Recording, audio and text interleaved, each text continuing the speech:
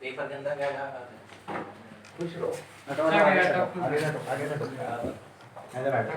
आप ये तो खुश होते हैं अपना ये बता फील हो जाता है। मेरे साथ का फील हो गया। कितने पे सट्टू? मेरे साथ के कैमरा ऊपर कर देना, ऐसे घुमा दे। मेरे साथ के दूसरी कंपार्टमेंट सही है। लो जिसकी आप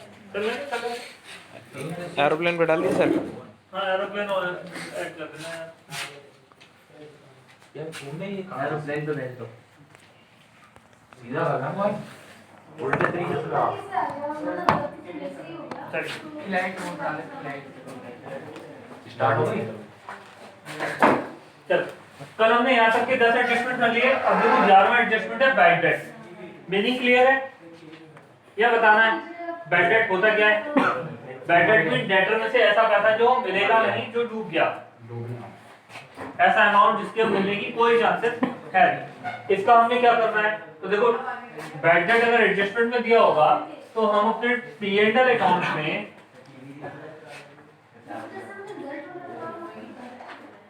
टू बैड डेट करेंगे। जितना बैड डेट हुआ है टू बैड डेट। अगर ट्रायल बैलेंस के अंदर पहले से कोई बैड डेट गिवन है तो उसी के अंदर ऐड करके जितने नए बैड डेट हैं वो लिख देंगे। अगर सपोज ट्रायल बैलेंस के अंदर इतना अमाउंट पहले से गिवन था, इतना और लिखा है कि ये बैड डेट हो गया, तो इसी के अंदर ऐड करके बाहर लिख देंगे टोटल इतना बैड डेट है। और इधर बैलेंस शीट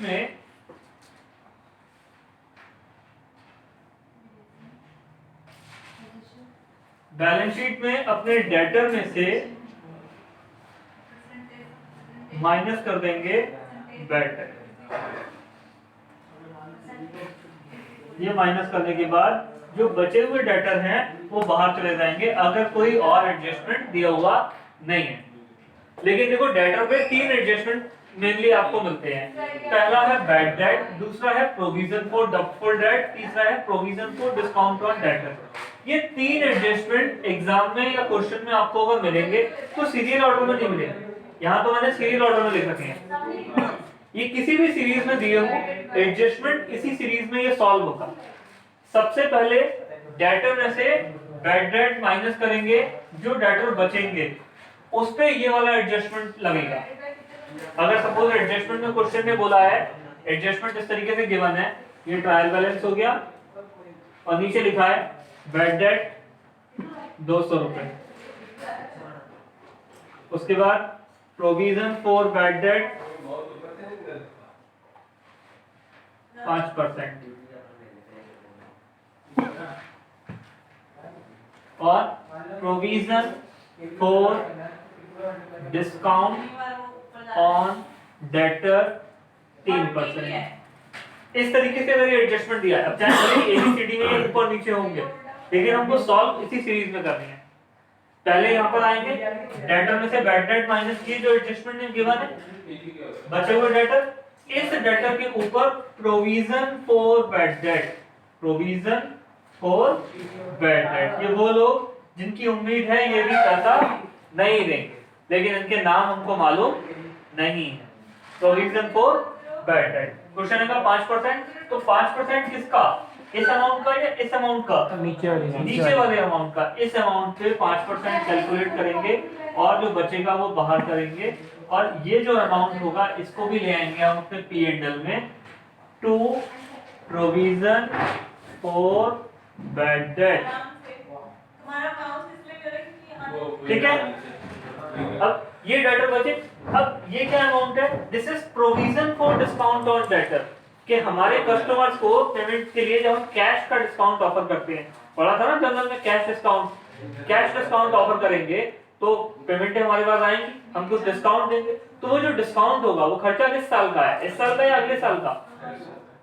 सेल इधर की है तो इसी साल हमने एक प्रोविजन बना लिया कि इतना डिस्काउंट हम इनको देंगे। तो कितना होगा? तो ये लोग तो वो है जो पैसे देंगे ही, माइनस हो गए। ये वो लोग हैं जो पैसा देंगे।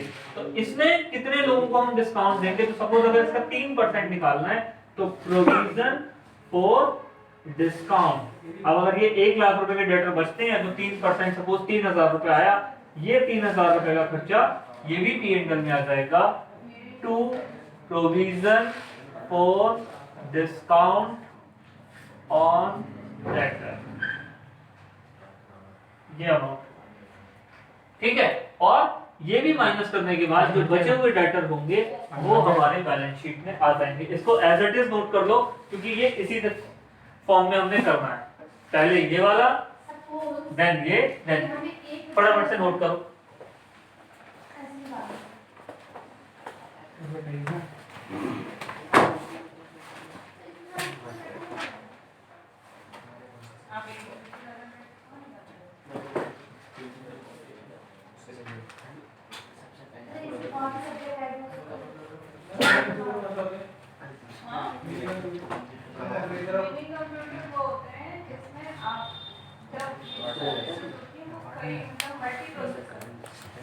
बात नहीं,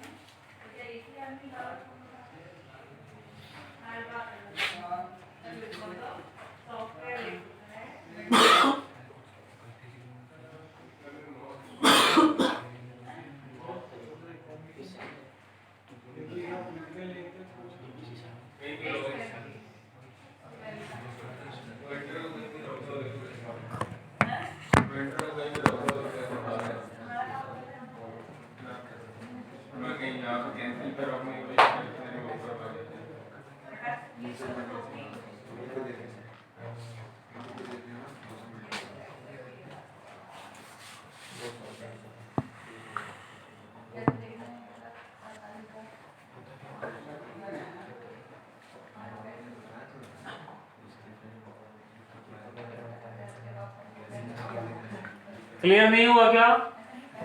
अमाउंट से समझे? हाँ चलिए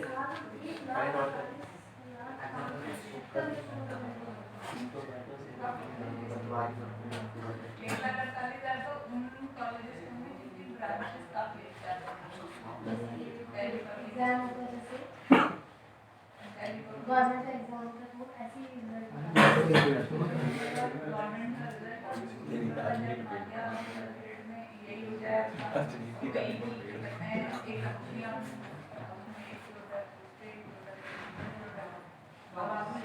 मॉल में कितना सामान जरा जरा वेंडिटी अलग कभी राइट से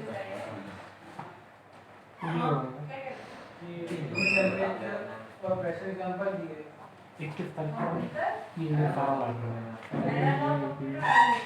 जो और सिर्फ नीचे मतलब प्राकृतिक चीज आपको पता चल जाता है ना बारिश कितने उससे होगी कितनी स्पीड से होगी, कैसे पता चलता है कि इस बार 19 साल की ठंड ने रिकॉर्ड तोड़ा? कोई तो कंप्यूटर है जो इसको रीड कर रहा है, नहीं न्यूज़पेपर है भाषा कहते हैं 20 साल में 50 साल में लेकिन फिर भी उसकी बात चले चलो जो भी जब आप वेटिंग मशीन के ऊपर खड़े होकर अपना वेट नापते हो ना, तो वो वेटिंग मशीन आपको बिहार को नापती चलिए वो मेरे को गया पर आजकल जितने भी कंप्यूटर होते हैं वो मिक्स हो गया है। एनालॉग के साथ ही आपका आ जाएगा डिजिटल कंप्यूटर, जैसे आप बुखार मशीन होती है तो बुखार पहले हम नापते थे, वो थर्मामीटर होता है। अब वो मशीन आती है तो में डालो और थोड़ी देर बाद बुखार जब नापी टीन टीन टीन चिल्लाने लगती है। वो मैं समझ गया, मैं अब डिजिटल आ गई है, पहले वो दूसरी थी एनालॉग के साथ डिजिटल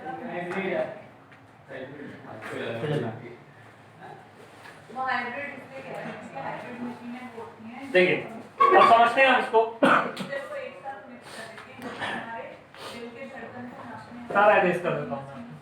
हार्ट बीट वो धड़कन भी चल रही होती है। तो फाइनल अकाउंट का क्वेश्चन कर रहे हैं तो मेरे सामने ट्रायल बैलेंस है।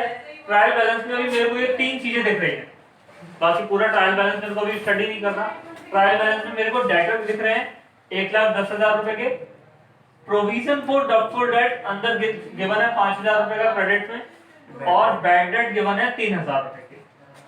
नीचे तीन एडजस्टमेंट लिखे हैं जो डेटर से रिलेटेड है, लिखा है बैड डेट 5,000 रुपए के और हो गए, इनसे अलग हैं ये, तीन के थे ही थे, लिखा है बैड डेट ₹5,000 मोर 13,000 रुपए शॉर्ट कर दे। 5,000 रुपए के मोर बैड डेट है। Provision for discount on debtor 2% और make a provision for doubtful debt 5%। अब हमको इसको एडजस्टमेंट को करना है। 11 में से 10 माइनस करेंगे, 10 में 1,000 रुपये 2% निकालेंगे, फिर जो बचेगा उसमें से 5% निकाल देंगे, खत्म।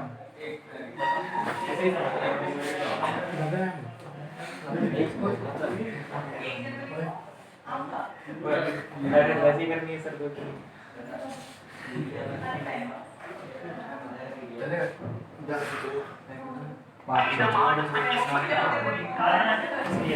लाओ करें, लाओ।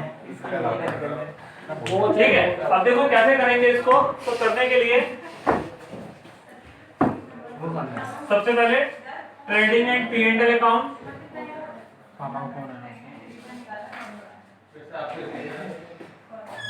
बैलेंस शीट में डेटर, अंदर के कॉलम में अमाउंट लिख दो, एंटायर अमाउंट। टोटल डेटर कितने हैं हमारे? 1,10,000। 1,10,000 अंदर के कॉलम में लिखेंगे। शांत रहिए, ठीक है। प्रोविजन फॉर डाउटफुल डेट जो अंदर लेवल होगा, मैंने आपको पहले बताया, इसको कुछ नहीं करना, आपने क्या करना है, उठा के क्रेडिट में लिख देंगे। P&L का by provision for doubtful date, sir का पुराना स्टूडेंट 5,000, ठीक है। उसके बाद बैड डेट 3,000 रुपए के अंदर दे रखे हैं। P&L में आएंगे, डेबिट में टू बैड डेट, अंदर लिखेंगे 3,000, ठीक। एडजस्टमेंट पहला बैड डेट 5,000 रुपए के और हो गए, यहाँ आएंगे माइनस बैड डेट 5,000। कितने के डेटर बचे? 1,05,000 के। यहाँ बैड डेट में ऐड कर दीजिए to new bad debt 5,000, total bad debt 8,000। Done. उसके बाद provision for discount on debtor, provision for doubtful debt, पहले कौन सा होगा? नीचे वाला, देन डिस्काउंट वाला। 5% प्रोविजन बनाएंगे, minus provision for doubtful date 5%, कितना आ जाएगा? 5। 1,00,000 का 5% 5,000 और 5,000 का 250, 5,250, ठीक है। कितने बचेंगे हमारे? 99,750, ठीक है। ये हमारे डेटर बचेंगे और ये प्रोविजन का अमाउंट हम यहाँ ले आएंगे to provision for bad debt 5,250, ठीक है। उसके बाद provision for discount on debtor 2% निकालना है। मैंने क्या करा?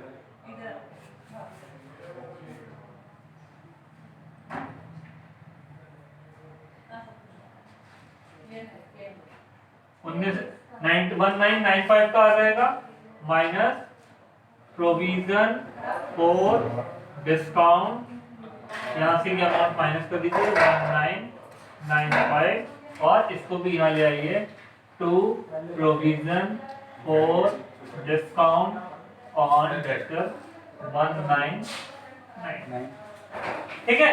इस तरीके से हमने ये सीरीज में तीनों प्रोविजन करने हैं। डन। तो नोट को नहीं करना, इरेज कर दो। चलिए अगला देखो, इधर की तरफ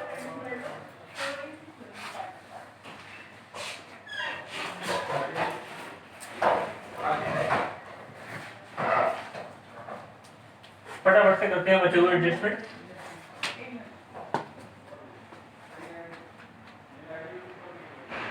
जिन्होंने नहीं किए हैं कल 10 एडजस्टमेंट मैंने करा दिए हैं, लिखवा दिए हैं। 10 के 10 एडजस्टमेंट नोट कर लेना, समझ में रहेगा, ठीक है। अगला देखो, एबनॉर्मल लॉस। एबनॉर्मल लॉस क्या होगा?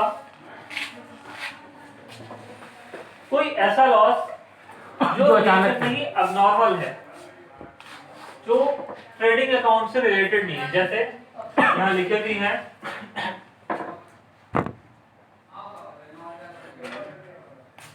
Loss by fire. अच्छा नहीं है लिखा है गुड्स लॉस्ट बाय फायर। अब यहाँ पर मैं इसको साथ में कवर करता हूँ। Loss by fire, loss by fire का अगर एडजस्टमेंट आता है तो इसको कैसे करेंगे? तो देखो ट्रेडिंग अकाउंट में थोड़ा सा आगे थोड़ा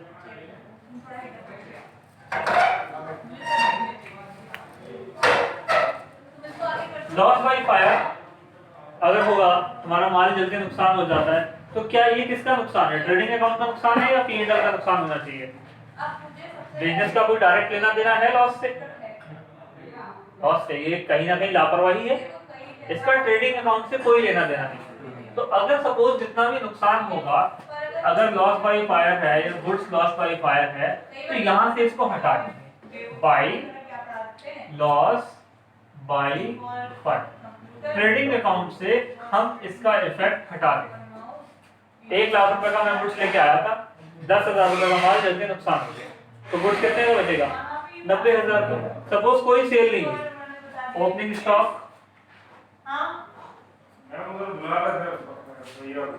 1 लाख का था, आ रहा हूं, 1 लाख रुपए का ओपनिंग स्टॉक था। सपोज कोई परचेज नहीं है, टू परचेज 0, 10,000 रुपए का माल जल के खत्म हो गया, क्लोजिंग स्टॉक कितना बचेगा? कोई सेल नहीं है, सपोज क्लोजिंग स्टॉक कितना बचेगा? 90,000। अगर मैं ये लाइन हटा दूं तो क्या आ रहा है? जीपी आ रहा है या जीएल आ रहा है? लॉस आ रहा है। 1 लाख माइनस 90,000, 10,000 रुपए। लेकिन क्या ट्रेडिंग अकाउंट का कोई वास्ता है इस लॉस से? नहीं है। तो इस लॉस के इफेक्ट को हटाने के लिए मैं यहाँ लिख दूंगा बाय लॉस बाय फायर, और ये 10,000 रुपए का लॉस। अब देखो जीपी है नहीं है, जेल है नहीं है, नो लॉस नो प्रॉफिट। इस लॉस को मैं शिफ्ट कर दूंगा किसमें? P&L अकाउंट में, क्योंकि सारी रिश्तेदारी जो है लॉस प्रॉफिट की वो किसकी है? P&L की। जितने भी indirect expense, indirect income, indirect losses होंगे वो सब यहाँ आएंगे। टू लॉस बाय फायर, ठीक, यहाँ आ गया। अब ये लॉस आग लगी है, दो बातें हो सकती हैं। हो सकता है हमने इंश्योरेंस करा रखा हो सकता है हमने इंश्योरेंस ना करा रखा हो। इंश्योरेंस करा रखा है तो इंश्योरेंस क्लेम मिलेगा। अब अगर इंश्योरेंस क्लेम मिलता है, 10,000 रुपए का लॉस था, 10,000 का इंश्योरेंस क्लेम मिल गया, तो जितना क्लेम मिलेगा यहाँ पे इंश्योरेंस क्लेम हम ड्यू कर देंगे बाय इंश्योरेंस क्लेम 10,000, ठीक है। और ये क्लेम अभी हमको मिला है नहीं, इसलिए ये हमारी एसेट्स बन जाएगा, बैलेंस शीट में आ जाएगा इंश्योरेंस क्लेम ड्यू,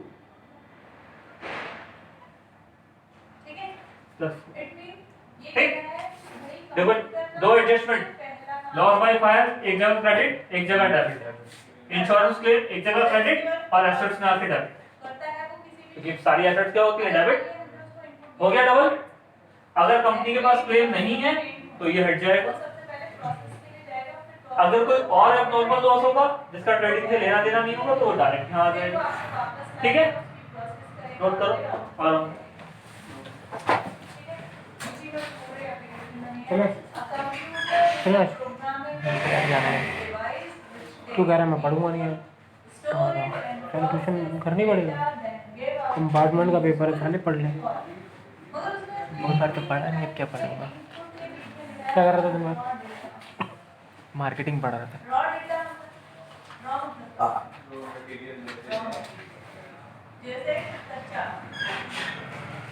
पहले पढ़ ले कंपार्टमेंट का पेपर, ठीक है।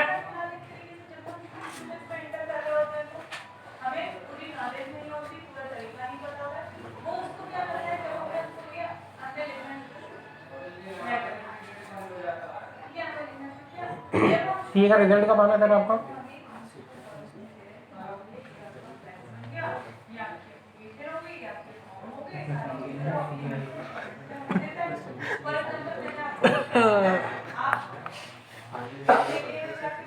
तुम गालियाँ भी दे तीन बोलूँगा एक दो तीन, 1 2 3।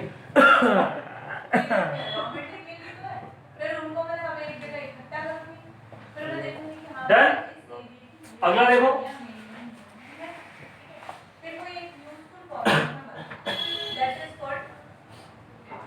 Charity in the form of goods.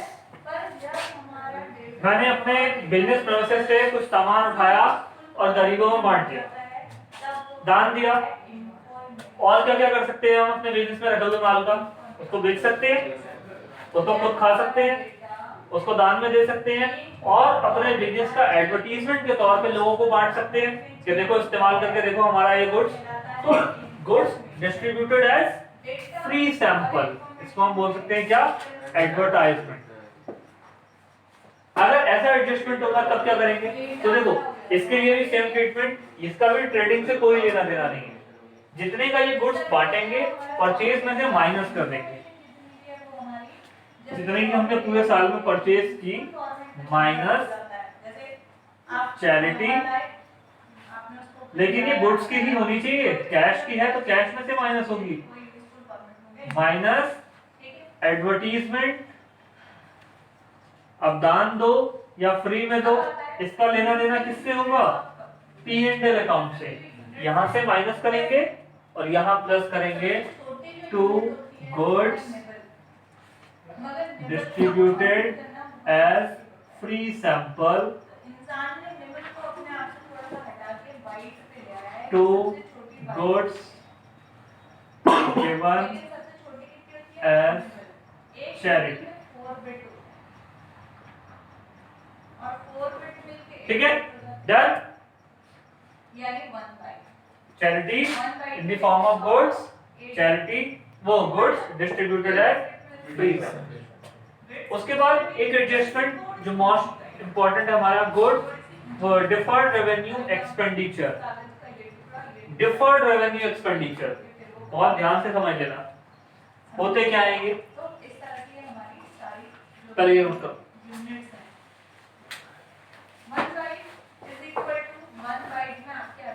अभी तेरे पेपर कितने बचे? एक कल वाला छोड़ के ना, कल वाला छोड़ के एक बचा ना, कल वाला छोड़ के 2 बचे। कैसे? मार्केटिंग और वो पहले यार सिर्फ पीछे रख। फिर हमने यहाँ से पूछा, क्योंकि आज के टाइम पे अगर तुम फोटो भी छोटे से खींच के कंप्यूटर में सेव करो या कंप्यूटर में सेव करो या फोन में खींच लो, वो भी केबी में चली जाती है, वो भी बिट या बाइट में ही होती है।